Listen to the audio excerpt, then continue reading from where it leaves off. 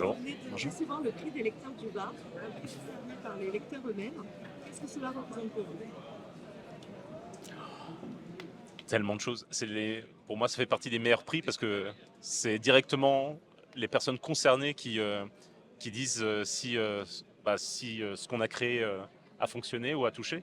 Donc là, je pensais pas du tout gagner un prix déjà, et c'est à chaque fois une surprise. Et là, pour le coup, je suis encore sur le prix est encore chaud. On vient vraiment de l'avoir. Je suis encore un peu sonné. J'ai fait un discours, je me rappelle même plus ce que j'ai dit. Tellement c'est le genre de prix qui me touche énormément en tout cas. Euh, Moi, j'écris pour toucher les gens. J'écris pour partager ma vision des choses, pour partager ce qui me semble important et surtout pour échanger avec les gens. Mm. Et du coup, cet échange, moi, il a lieu à travers le livre. Donc, de savoir que des lecteurs ont été touchés, c'est un signe que peut-être on a partagé quelque chose indirectement et c'est hyper touchant, en fait. Mm. Donc, ce prix, ouais, il est très, très émouvant, Mm. vraiment. Et il a été conforté par les échanges qu'on a eus sur le festival, Ouais. avec des gens de tout âge qui nous disent à quel point l'album les a touchés. Et c'est toujours, moi, ce que j'adore dans ces échanges, c'est de voir, on sait ce que nous, on a voulu mettre dans l'album, mais sans retour du lecteur, on ne sait pas comment les gens l'ont reçu. Ouais.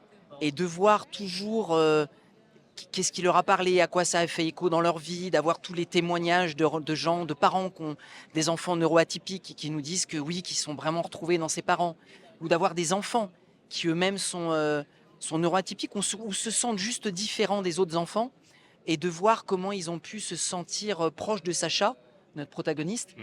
Et du coup, c'est vraiment, vraiment, vraiment touchant. On parle un petit peu de l'album. Est-ce que vous pouvez nous présenter quelques mots? Vas-y. Bah, Scénariste. ouais, c'est l'histoire de le tome 1 en tout cas, c'est l'histoire, on va dire, d'une maman qui est confrontée à un choix. Elle a son fils qui est neuroatypique, que la société a du mal à gérer, et sait pas trop dans quelle case le mettre. Et on propose à la maman de le mettre dans une case qui lui convient pas, en fait. On propose de le médicamenter, de le mettre dans un centre spécialisé. Et elle refuse ça.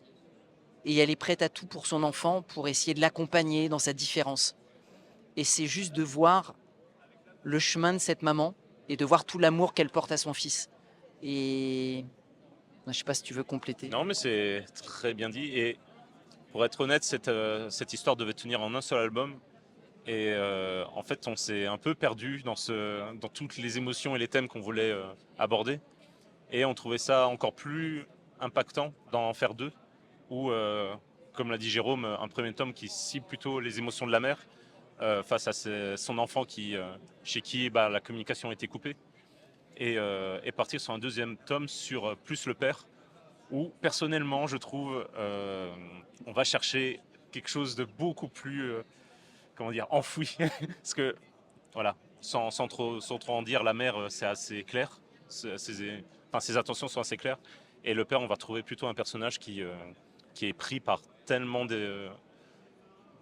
d'émotions et d'envie et c'est très intéressant à mettre ça en image et surtout voir à quel point ça va résonner chez les gens, parce que si le premier tome résonne comme ça, chez moi le tome 2 résonne énormément, donc du coup voilà, ça tend. Est-ce que vous travaillez déjà tous les deux en dehors du tome 2 sur un projet, un autre projet? Alors moi j'ai un problème, j'arrive pas à faire plusieurs choses en même temps, Nico, surtout quand euh, on se donne énormément sur un projet où on met beaucoup de soi sur ce genre de projet. Et en tout cas, moi, j'ai du mal à scinder un peu mes personnalités en me disant, ok, je vais partir sur quelque chose de très deep, ensuite je vais partir sur quelque chose de comique. C'est un peu de mal. Et du coup, pour faire ça, j'ai dû mettre en pause une série qui est en cours, qui s'appelle La Boîte à musique. Et c'est un peu la série qui m'a, comment dire, qui m'a amené dans le monde de la bande dessinée. Et, euh, et là, c'était un peu une pause que je voulais faire entre les deux cycles.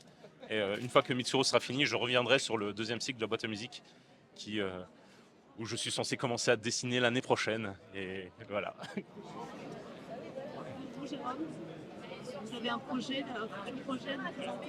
Alors, plein de futurs projets. C'est un peu tôt pour en parler, mais voilà. Après, moi, je suis pas comme Jérôme en tant que scénariste. C'est plus facile d'avoir des histoires différentes en parallèle. Donc moi, je suis en train d'écrire d'autres histoires, mais toujours sur des histoires sur lesquelles, pour moi, ce qui est vraiment important, c'est vraiment de voir euh, à quel point il faut être intègre avec soi en fait. Il faut essayer de rester unique. Il faut essayer de, je sais pas comment dire. On est tous différents et c'est pas simple je trouve dans notre société, notamment pour les enfants, d'accepter cette différence sans avoir peur d'être jugé en fait. Et donc quand je parle de l'enfance, c'est toujours un message qui est important pour moi.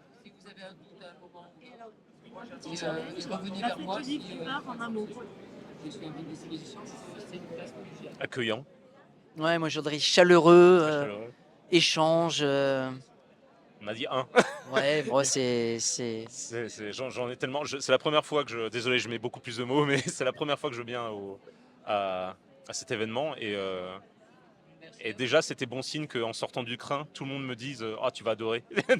Tu vas adorer, tu vas adorer. Et pour le moment, je suis pas déçu. Voilà, premier jour. Voilà.